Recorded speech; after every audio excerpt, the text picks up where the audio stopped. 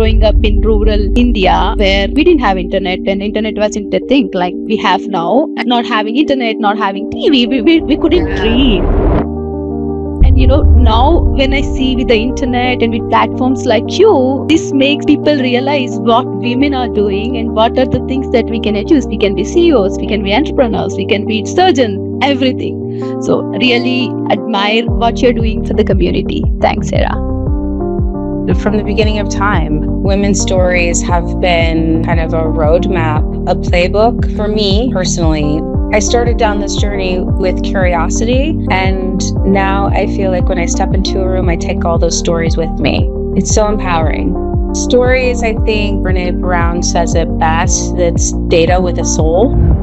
But my parents made a decision that they made a choice, sent me to a private school, whereas to my brothers, they sent them in a public school, which was way beyond our generation, especially in the society that we grew up. People used to mock them and tell them that, you guys will end up in the kitchen while your sister is going out and becoming the Indira Gandhi of India. When I was doing my engineering, the faculty, they used to give the toughest question, and I was the first one to get the answer. And the faculty would say, I know it's your brother who did it, it's not you.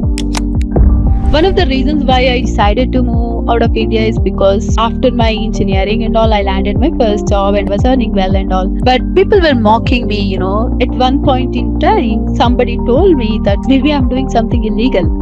They thought if women is earning money, that means she's doing something that she shouldn't be doing. That hurt me. That hurt my dad as well. That was the first time I saw tears in my dad's eye, and they knew that what they are saying is not true. They knew because they could see what I was doing. But at that point, I decided. There's lots of common threads across the world of women and their stories, and there's a lot of commonalities and buckets. Of course, there's definitely differences, and I hope to bring light and shed light to both throughout this project of linking independent women. So. All right. Well, I am excited. Farah, this has been a long time coming since I've heard your story. Just am so thrilled that you agreed to share it with our community and women all over the world. And working with you at Adobe and hearing your story really inspired me to reach out. So I, first of all, want to say thank you from the bottom of my heart. I think this will touch many, many lives across the world that some you will never even know, but hopefully you'll be able to hear real-time feedback from the community after we go live. So thanks again for joining us, and would you mind introducing yourself? Sure. No, thank you, Sarah, for having me. I am Farah Mohammad, but before I tell more about my story, I just wanted to say that, I really like your idea of, indie women, sharing the story, success stories of independent women. And, I really like the tagline of every woman has a story to tell, I think, which is true, right? Oh my gosh. Yes. Yes. Yes. It's from the beginning of time. Women's stories have been kind of a roadmap, a playbook for me personally, but I know I'm also a mother of a daughter, now an adult daughter. And so she's watching my story unfold live. So stories, I think Brené Brown says it best, that's data with a soul.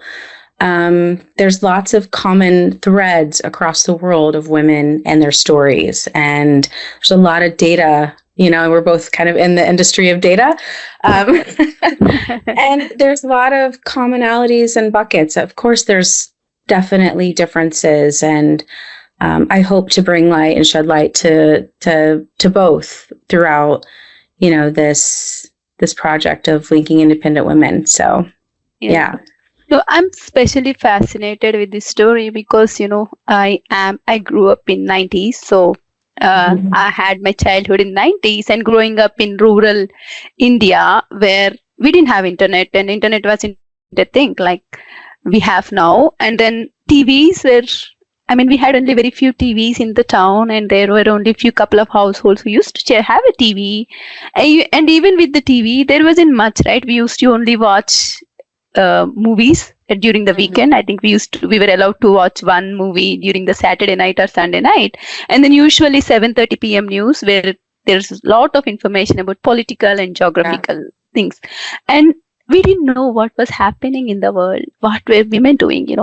Where were women reaching? We never know. The only thing that we used to see in where I grew up, teachers, women were teachers, and that's what all my friends wanted to be. They wanted to become teachers because they saw that women can be a teacher, and we didn't see anywhere else women, because not having internet, not having TV, we couldn't dream. But and then there was doctors as well. So sometimes we used to see doctors, and then some people, like some of us, especially me, wanted to be a doctor because we thought that's a profession that women can do and women can achieve it. So looking, and now when I see with the internet and with platforms like you, this makes people realize what women are doing and what are the things that we can achieve. We can be CEOs, we can be entrepreneurs, we can be surgeons, everything. So really admire what you're doing for the community. Thanks, Sarah. Thank you, Farah. Absolutely. I'm just here to be a conduit. Like I started down this journey with curiosity, and now I feel like when I step into a room, I take all those stories with me. It's so empowering. Definitely. Amazing. Yeah. So tell us, tell us about you. Tell us about Farah and where you came from, and your early childhood journey. Sure. Yeah. I mean, I was the youngest. I had like two older siblings, two brothers, and I was the youngest in the family. And my mom, I'm in a Muslim family, so I'm from the rural South India. So there is a town called Suryapet, which is not famous, when back in 80s and 90s, we were a remote part of South India. And my mom was a teen mom. She had me probably when she was 15 or 16. So she was married at an young age of 13. She just did her 7th grade exams, and she came home and she got married. Yeah, that is incredible thinking about, we both have daughters, thinking about her getting married at such a young age and engaged. Yes. Yeah. It was, it was common back in India, especially if you are from a minority background, which I am. And the only thing people worry about is they considered women as a burden.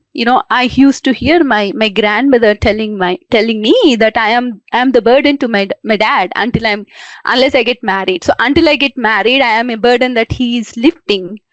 Wow. And that's common, we heard it so many times, and it didn't make any difference. We thought like we are burdens, and that's common. We women are burdens. It's just.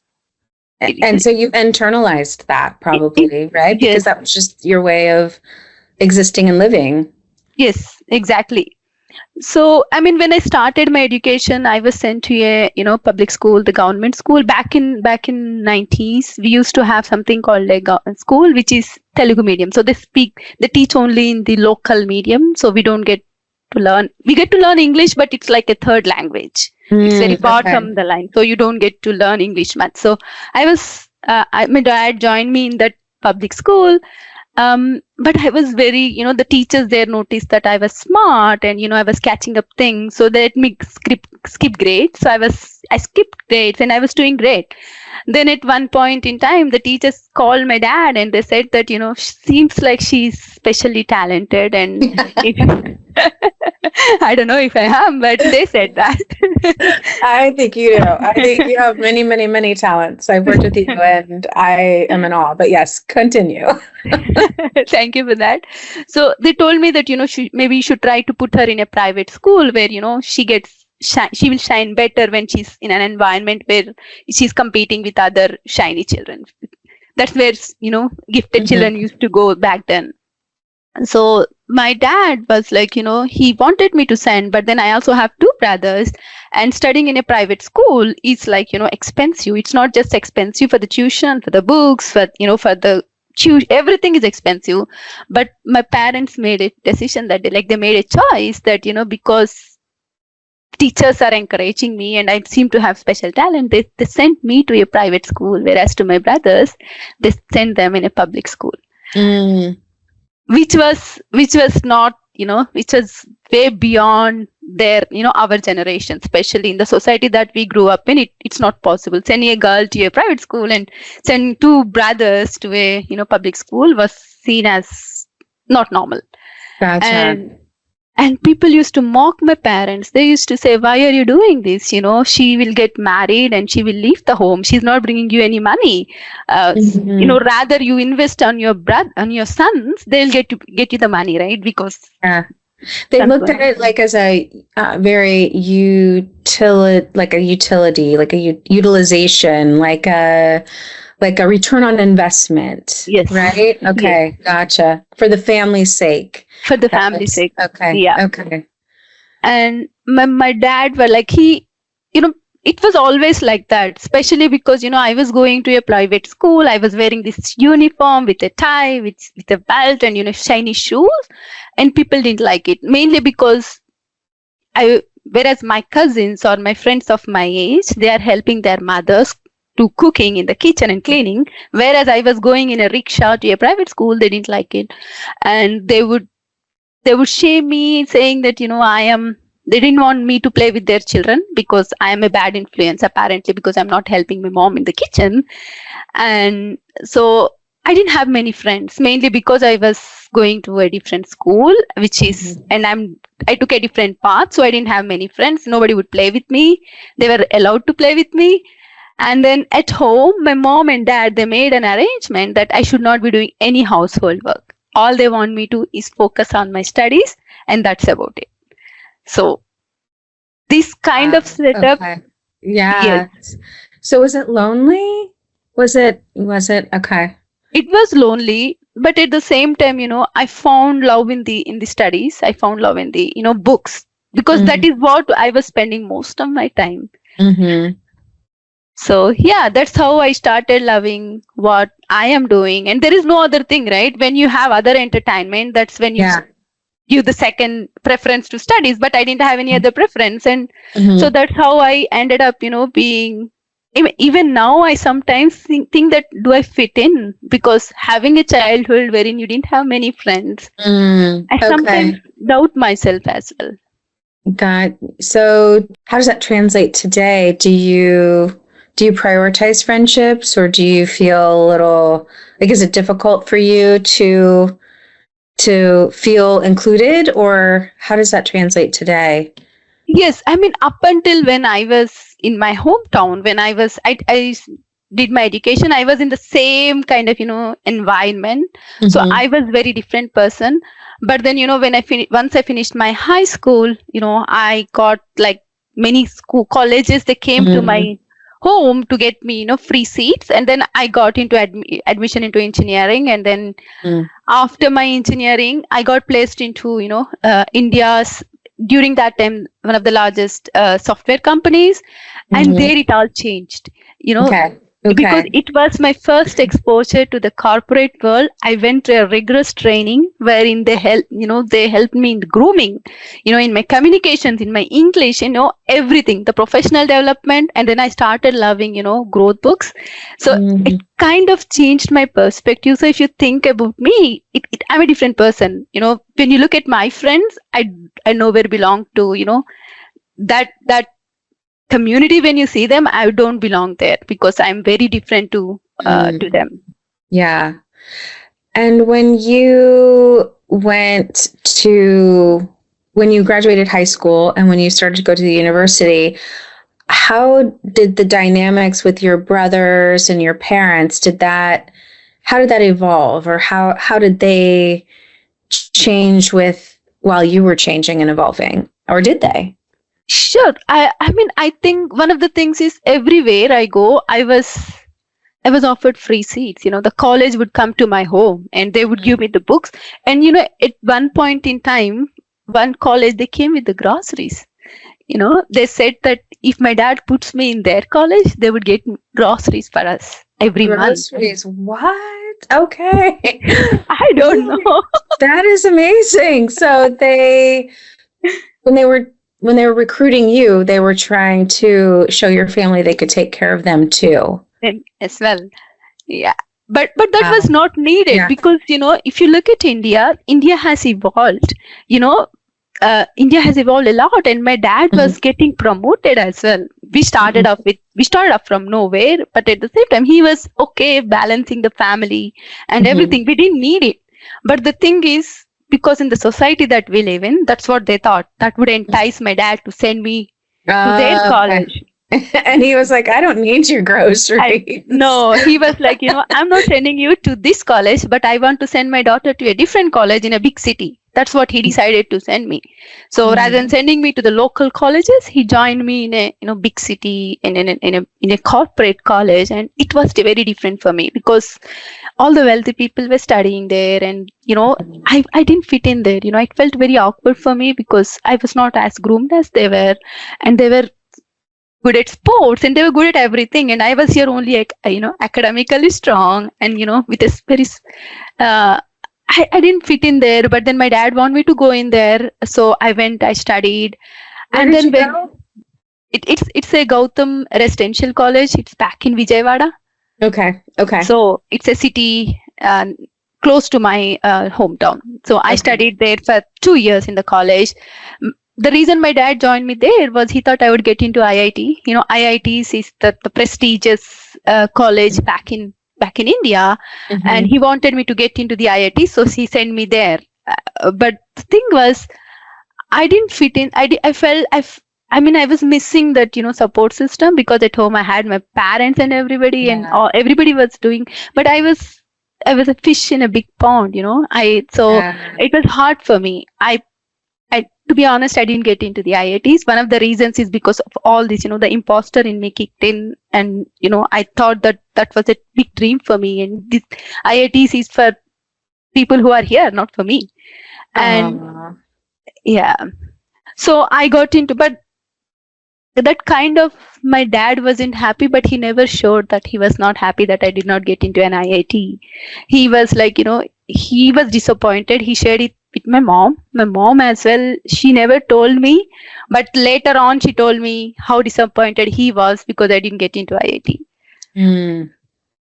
So, but the thing is, I got into a good engineering college. I didn't get into an IIT, but I got admission into top engineering colleges, most of the top engineering colleges. My father was happy. He was not very sad, but he was in the back of his mind, probably just not showing it, but yes, a little, disappointed.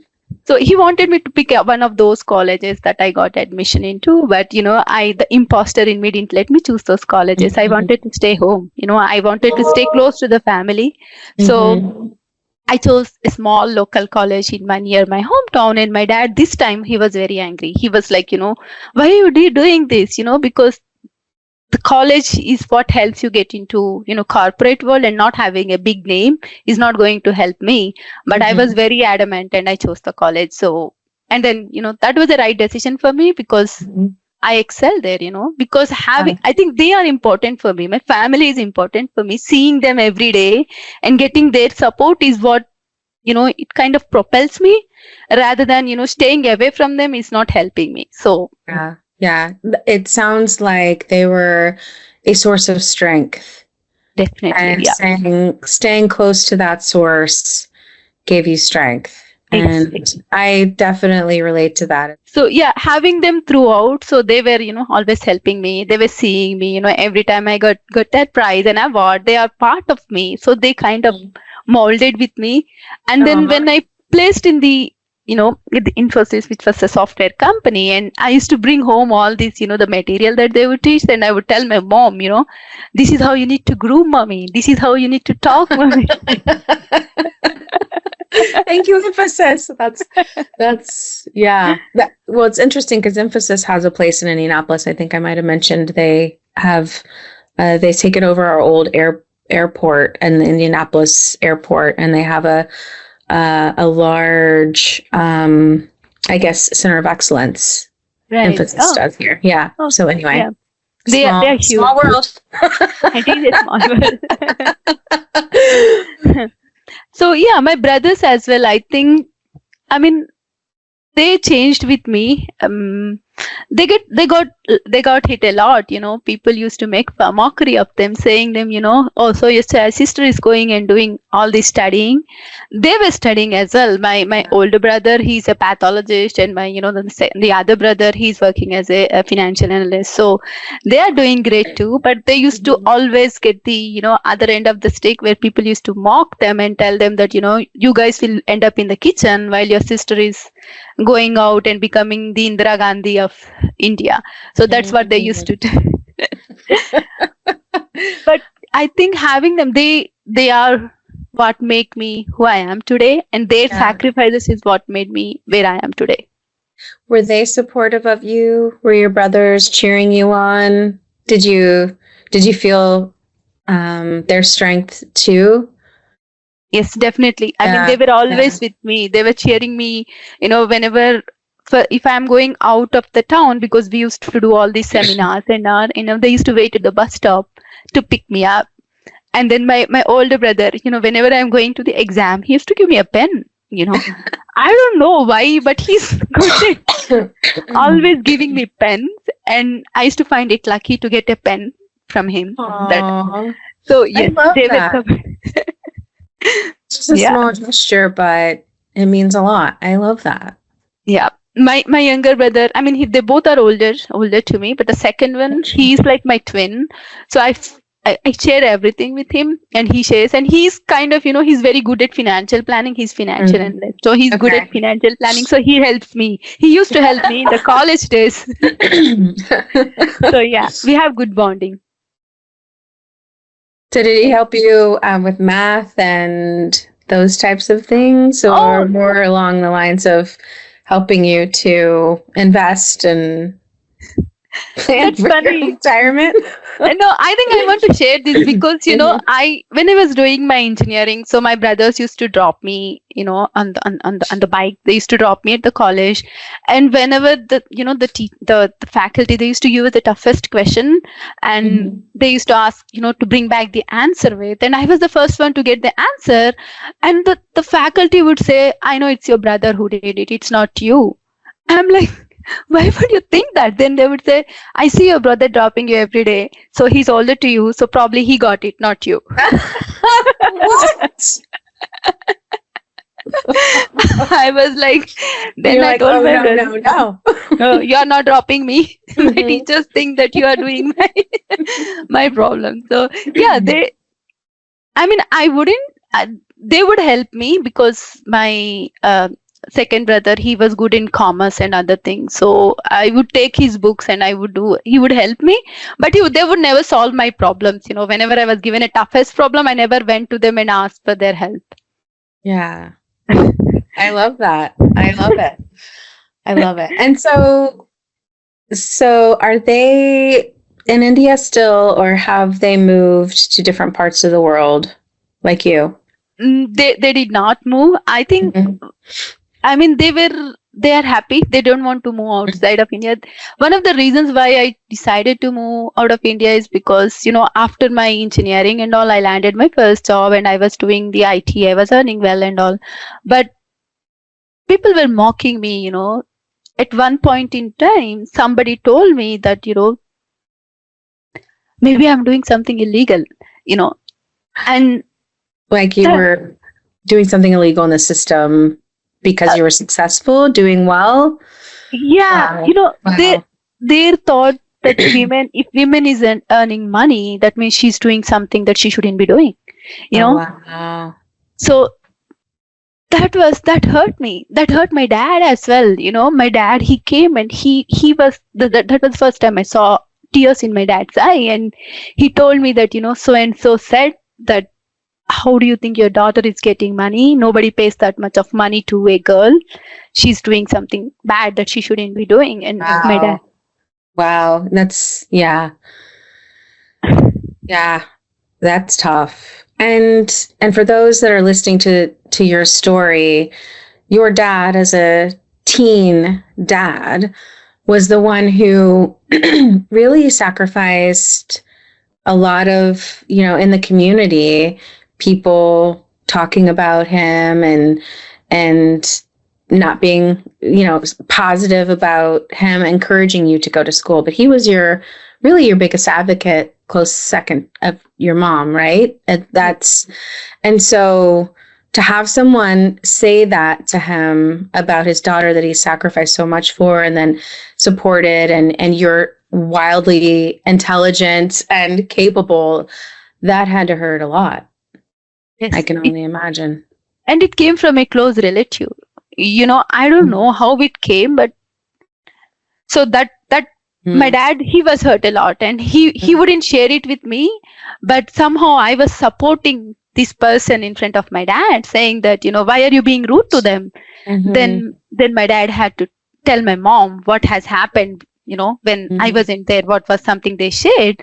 Then at that moment, I decided, I was so much hurt, I did all the hard work, and I was working in IT, and, so back in days when women are working in call center or women are working in IT, people used to think bad about them, and that's what they thought. And they knew that what they are saying is not true. They knew because they could see what I was doing. But at that point, I decided not to live with them, not to escape out of that society. It's not that everybody is like that. I wouldn't say that the whole India is like that, but the community where I grew up, that's how it is. And then I decided, probably I should change of place, change of location is going to help me. And at that time, Infosys, they has offered me an on-site to US at that time with the Fidelity investment. So I went and, I told my dad that I would like to take up this opportunity. My dad was willing, but then, again, he got lots of people used to say that he wouldn't get me married. The reason is because he's used to taking my money now. And by this time, my dad has become an officer, right? He grew up from being a clerk to now he has become an, almost a guested officer. So he's earning a lot of money, but people still used to tell him that, oh, he's not getting his daughter married because he's getting so much of money from her. And people would shame him. So my dad said that, yes, I am happy for you to move to the US, but only on one condition, that you should get married. So that you have some, you would have a partner who can take care of you, because, after coming back, we don't know what we get to hear from people, and it might be hard for us to get a, alliance for the marriage. So my dad had, my parents, both of them, my mom and my dad, they said that they are not against it, but they want me to get married and go. So that's how I left India, Yeah. So you left India and moved to, was it London? London. UK. Yeah. And in the back of your mind, or were you married? You got married in London, or you found your husband? You guys found each other, right? Yeah. So the thing was, when my parents said me to get married, for me, the only thing I'm looking is escape, I want to come out of it. And when they said, okay, on this condition, then I'm like, okay, let me get married. I will find a husband. I'll do it. No, not. I will do it, because we are, right. in the society. So my parents, Faiz is my husband's name. So his family, they live close to where we live. They are not very far, like probably 10 minutes, not even 10 minutes, 5 minutes walk from our place. Wow. And we didn't know them. We never met their family. We didn't know that they have sons. And moreover, Faiz was in London. We didn't know any of those. But my brother is friends with his brother. So they know, but they never shared at home that there is a family and all. So their mutual friend decided that, probably this might be a good match. So my brother brought home this friend, and he suggested that there is a prospective alliance. And then he did the same to Faz's family, and they came to our place, and it was all done. It was just these children, boys talking, and then coming and talking to my parents. And then within no time, Faiz flew from London. He brought, a chocolate packet with a perfume bottle, and he's like, he proposed me, and then I'm like, okay, let me get married. So yeah, that was it. I love that story. I do. So now let's fast forward. So now you're living in London, and married. And did you, so, and I know you have two daughters, but I don't want to give it away, but did you, so tell me about that. Tell Sure. me about, working now being married and Yeah. living in London.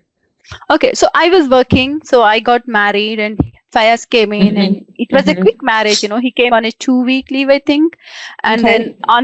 then we applied for visa immediately the day after our wedding, and then I got the visa, and he wanted me to join him, along with him back to London. But then I told him that I do not want to leave my current job and come, join you back in London without a job.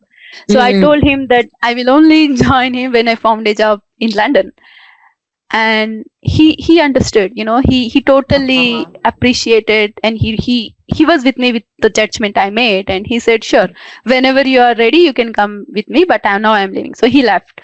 And what I did was, soon after he left, I started applying. I changed my CV, started applying for jobs, and I found a job at Informatica in Maidenhead in the UK. So I had to resign my job in Infosys Hyderabad, and then I flew to Manchester. At the time he was in Manchester, I flew to Manchester and joined him. But the thing was, my job is in London and he was in Manchester. It's like 4 hours drive each way. So then we decided that, okay, until he finds a job in London, I have to stay on my own in London. So initially I thought I would stay by myself. Then he was worried because I'm new to the country, and, just left all this while I was with my parents. So he didn't feel very much safe, or, maybe I should stay with a family, like especially a Muslim family. So we found some online groups or something, and then he found a family that can accommodate me. We didn't know them before, but he found somebody and they accommodated me. And that was all fine. But the thing was, that family didn't like me. The reason is because I'm not wearing a hijab. And I'm wearing a jeans, I'm wearing the Western clothes. And were they Muslim? Okay. They were Muslim family. We thought, I'm in a safe place because it's same community, right? But then their thoughts are similar to what thoughts that we had back in the society, in the community that I was living in. So we thought, when you change the countries, your thought process would change, but it didn't change. So they never liked me. At one point in time, I think it was the weekend, and Fayaz came from Manchester and he knocked the door, and this man, he opened the door and he tells that Fayaz is not allowed to come inside. And you're married. And we are married. Then my husband is like, why not? Because he's the one who found this accommodation. He spoke. Yeah. Then that person says, we have women in this home. That means his wife, he meant. And if he stays with me, it wouldn't look nice, and his wife would be uncomfortable.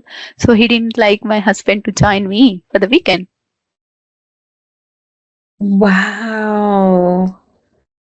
So what did you guys do? What? So I had Maria. Maria was my colleague. She used to work at front desk in the same Informatica, and she was just next door. And I called her in the middle of the night, and I explained to her that, Fayaz drove for 4 hours and he's here, and these people are not letting him in. Then Maria was very angry, and she's like, you guys come over to my place. It was just like opposite, and then you guys should come over. I won't let you guys stay there. But he went to a hotel. But at that moment, that's the only thing that I can think of. But we went to a hotel. We stayed at the hotel, and the next morning, Maria shared this with my manager, and my manager was like, he was very angry, and he offered me his 2-bed. He had a 2-bed villa, and it was a town called Twyford. It's an English town. It's very close in the suburbs of London. And where all the movie stars live, and he had a 2-bed villa there. Aww.